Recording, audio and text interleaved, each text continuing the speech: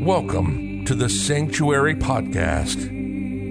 Angel Deer is a medicine man and offers his work on sacred land through shamanic healing, energy healing, sound healing, breath work, plant medicine, and workshops and events. The Sanctuary is a community for all those who seek healing, transformation, ancient wisdom, and a place to come together to create a new way of living and relating. This is the Sanctuary Podcast, and this is Angel Deer.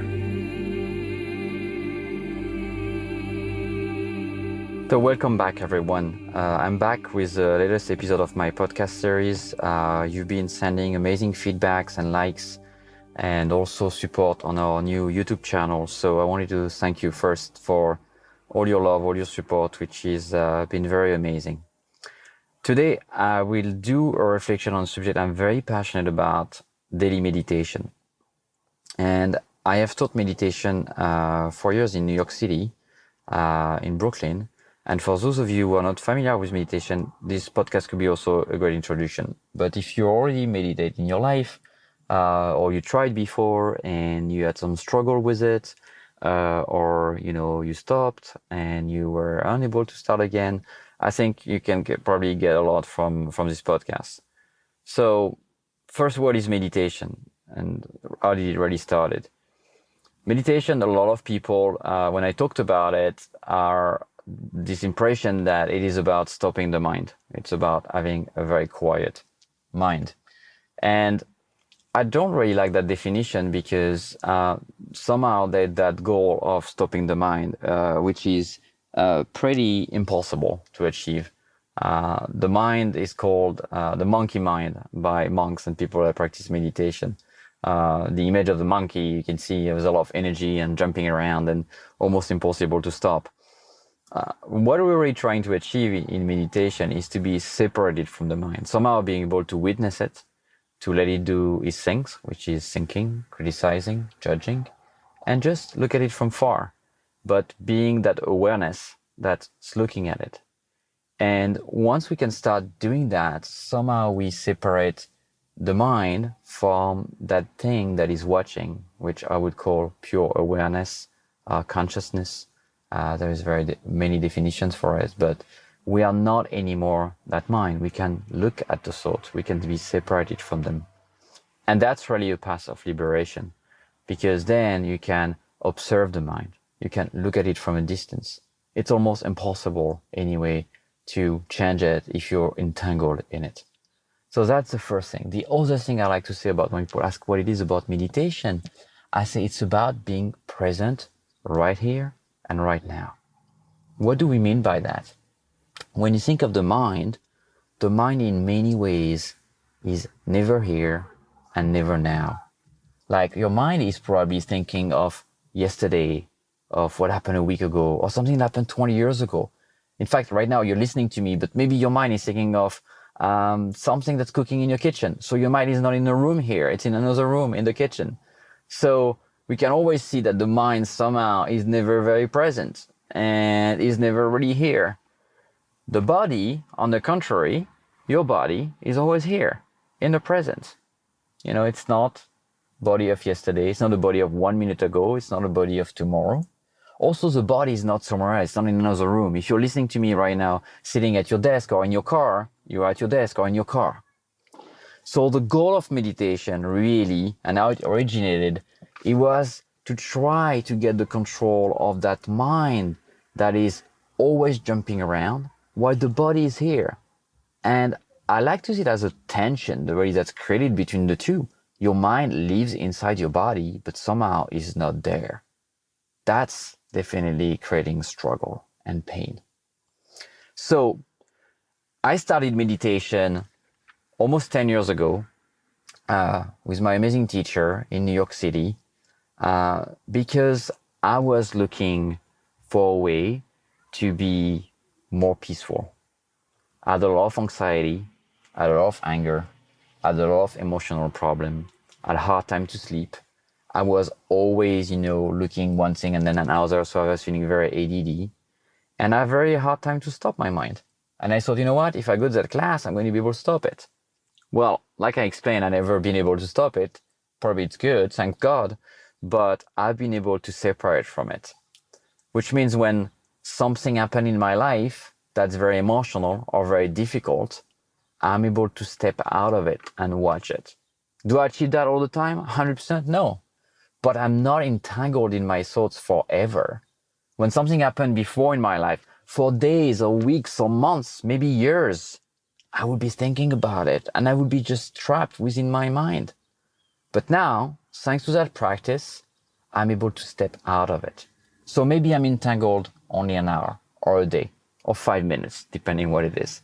But I'm not trapped into it. I have an options. I have a choice. I have freedom. So that was really my goal. And when you think about it, when was the last time you sing perfectly? When was the last time that something very emotional happened to you and you were able to recover your peace of mind within a few days or a few weeks or a few months? How many times a day do you think of something that happened 5 years ago, 10 years ago, 20 years ago? So what are some of the ways you can get started with meditation? There are many techniques out there, and I teach 3 or 4 of them. And you're probably going to hear about transcendental meditation, breath meditation, mantra meditation, Bij mantra, etc. There's many techniques. From techniques where you're looking at something, where you put your attention on a candle or on something in front of you. From meditation where your eyes are closed and you're totally silent. Meditation where you're singing a mantra, which is that little phrase that you're repeating. Or meditation where you're just observing your breath. So the first thing, and the most important, whatever the technique you are using, is to set a time for it, and a daily time for it. It's a little bit like brushing your teeth. You know, meditation can help you clean your mind, clean the inside, clean that state of energy that you have. If you only do it once a week, it's like taking a shower once a week. It's not going to work very well. So it's more important to do it every day, not for too long time, than to do it only once a week or every 2 weeks for like an hour or 2 hours. You try to make it a daily habit. The second thing is to try to find a place in your apartment, in your house where you live, which is your meditation corner. You want that little place to be a sacred space. It doesn't have to be big. It could be just a corner in a room where you have your meditation pillow. That's the third thing. You need some kind of a tool to sit on it. When we sit in meditation, and you can see that on my podcast and my YouTube videos, I also have a lot of blog posts about it. You want your pelvis to be slightly higher than your knees. So if you're sitting cross-legged on the floor, most of the people, at least like me, because I'm not a yogi, my knees are pretty high up and above my hips. So I need a big cushion. And you don't want the practice to be painful. So I really advise you to find a nice cushion that's quite high, that's quite comfortable. You want to keep your back straight. You want to keep your head straight and not bending on the left or on the right. And you want to put your hands on your laps. So you want a relaxed position. There's many other things in terms of position of your hands, you know, the way you can see it, but really I want to do the basic today, and we can go further in other talks about more techniques. So when you start doing that, you're going to do one of the first and easy technique is to close your eyes, to take 3 deep breaths. And when I say deep breaths, you inhale through your nose and you exhale through your mouth, and you bring that breath all the way down to your feet and all the way down to your hands. And once you took your 3 deep breaths, you're going to do a body scan. So imagine that we're putting your body in a scan machine, and we're going to slice you from the head to the toes. And you start to observe and just feel your body sensation. The practice of meditation is that mindfulness. We are actively present. It's not relaxing. It's not daydreaming. It's not sleeping. We are actively engaged. Yet, we're not engaging the mind per se because we're just in the awareness. You just want to observe what is. We're not judging it. We're not putting names on it, criterias, objectives. So I'm going to start by my head, feeling my face. Maybe I feel tension, openness, pain, heat, cold, whatever it is. I'm just observing it. And I go on my nose and my neck and my ears, I go all the way down to my thorax, my back, my arms, my hands, my pelvis, my legs one by one, all the way down to my toes. You're listening to the Sanctuary Podcast with Angel Deer. While you're listening, browse the website at www.thesanctuaryheal.com. And a scanning of the body can take, up to 20 or 30 minutes if you do it, very consciously. But if you don't have time and you can only 5 or 10 minutes, do 5 or 10 minutes. That's fine. But that's the first techniques. It's very easy. Just do that body scan. And if you're going to go a bit further, just observe your breath and feel your breath. You feel your breath, for example, on your nostril when it comes in and out. The temperature is slightly different if you pay attention. Or you might feel your breath as your chest go up and down. Just observing the rhythm of the breath in and out. That's a great way to start. And in fact, if you were only to do that for 20 years or 30 years, that's the only things you need to know about meditation. So what are the challenges? A lot of people say, well, I tried and I stopped and it was hard and I can't wake up in the morning to do it and I'm too tired in the evening. So the first challenge, obviously, is to try to create that daily habit. Like any habit, if you want to lose weight, if you want to go to the gym, if you want to learn tennis, if you want to write a book, you have to get up and do it. So that's all the things we need to discuss. Nothing to do with meditation. It's about new habits. And I have other podcasts and blogs about that, and you can go see in them. But let's say you're getting up and you already want to do it. Set a time for it. A fixed time. Your body loves regular rhythm. Remember, we are plugged on the rhythm of the days, and the sun pretty much rises at the same time every day. It drifts a little every day, but not so much every day. So your body lacks the same rhythm. If one day you wake up at 5 a.m. and then another day at 7, another day at 9, another day at 6, another day at 5:30, your body first doesn't like it. It's really bad for your health, for your biological cycle. But it's going to be very hard for your body to remember that it's time to meditate.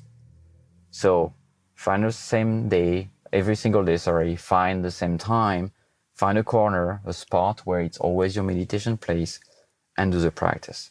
Another challenge, people sometimes say, I'm falling asleep. Well, usually if you're sitting on a cushion on the floor, you're not going to fall asleep. Unless you're sitting on a chair or you're laying down in the bed, in that case, you're going to fall asleep. That's why I said meditation is an active practice. We are conscious. We're keeping our back straight. We're keeping the engagement in the awareness of the breath. So stay awake. Stay conscious of your position. Don't roll your back. Don't fall on the side. Be present. Another issue, people say, oh, my mind is going crazy and wandering. Well, yes, you might do that. And guess what? You might do it for 20 years. So you don't want to stop it. You just want to be able to deal with it. And how do we do that? We watch the thoughts like clouds in the sky. They come, they stay, and they go. We watch them come and go. And every time we're entangled in them, say, oh my God, it's been 10 minutes, I've always in my thought, I was thinking of that. Come back to your breath or come back to your body sensation. Very slowly, very gentle. Don't be upset. Don't judge yourself because you're starting your mind again. You're engaging in that criticism. You just want to be aware. You do not want to have an opinion. Just be aware. I was in my thoughts. I'm bringing back my awareness into my breath. And you go back slowly into it. And you might do that 5 times, 10 times, 20 times in 5 minutes. That's fine. You're still meditating. So what would be the results before I finish with this podcast? And how was my experience? Well, I can tell you this is the cheapest medicine. It's always available with you. You don't need to carry it. Your breath is always there. You can always practice. In the subway, in your car, at a red light, or in the street, at your desk. When you're feeling stressed, go in the park, sit outside, and take a little position and a few breaths, and just observe that rhythm. This is meditation. You will sleep better. You'll be way more focused. In fact, you will sleep less. You don't need as much sleep when you meditate a lot. You'll be more present and focused. You'll be more in control of your emotions. You'll be less angry. So it's almost like a miracle medicine. When you look at today's world's problem, turn on the TV, and you will see that meditation probably could solve all of that. So, that's a thing you can do for yourself. It's also a thing I encourage you to do with your kids if you have kids. It's an amazing practice for kids. Kids are very ADD those days, and they're playing on video games and other things, and their attention span is very short because of that. Meditation can help them a lot. If you are in a corporation, and I do a lot of trainings for corporations these days, what we do before starting a big meeting, we all take a deep breath together. We close our eyes, we take a few mindful breaths, we keep silence maybe for 1 minute, and then we open the meeting. You'll be surprised by the difference in the quality of the communication and the solving problem in your company. So it's good for you, it's good for your kids and your family, it's good for your health, and it's also good for your business and for your company. On the long term, you will also gain clarity and wisdom. You will see things that you're not seeing today, maybe part of you that you're unaware of. And you're probably going to get more guidance and more answers on what you have to do in life, what is next for you, what rings true inside your heart. So in summary, here are my 5 tips for you today. First thing, practice every day, even if it's for a short time. Second tips, make sure you have the same place, same corner to do it. Ideally, you want a corner that's quiet in your bedroom, so there's not too much passage in front of you. The third tips, don't push yourself too much trying to do 20, 30 minutes, and go with the simple techniques. Focus on your breath or just do a body scan. The fourth tips, be gentle with yourself. Your mind is going to go ballistic. Things are going to rise up. Just smile at it. Just come back to your breath very slowly, very slowly. We are being aware. We are not trying to put a judgment. And the 5 tips is bring that with other people. Do it with your partner. Do it with your kids. Do it with your coworkers. It's a wonderful practice to do it with someone else. And guess what? If you're doing it with someone else, you will see that you will go in deeper meditation. You will go more easily in silence. It will be much easier for you to find that state of peace. So I hope you enjoyed today's podcast. I hope to see you on my YouTube channels where we have some amazing video to help you meditate, and check it on the sanctuaryheal.com website. And I see you very soon. You can also, just one last thing, there's a few blog posts I've wrote recently on tips for meditate. Look at them and email me. You have questions. And if you want a class, one-on-one, or you want me to come and teach meditation in your company, in your organization, call me and I can tell you more about the benefits. And I promise you 100% that you will see results, or I'll pay you back. Have a wonderful day, and I talk to you very soon. You've been listening to the Sanctuary Podcast. Thank you so much for listening. Remember, we're a source of talks about spirituality, personal transformation, energy healing, shamanism, and earth-based practices. For more, visit thesanctuaryheal.com. On the website, you can find out about our events, our retreats, healing offering, our spiritual blog, and you can also register for the newsletter. Again, visit thesanctuaryheal.com. Till next time, this is the Sanctuary Podcast, and Angel Deer signing off.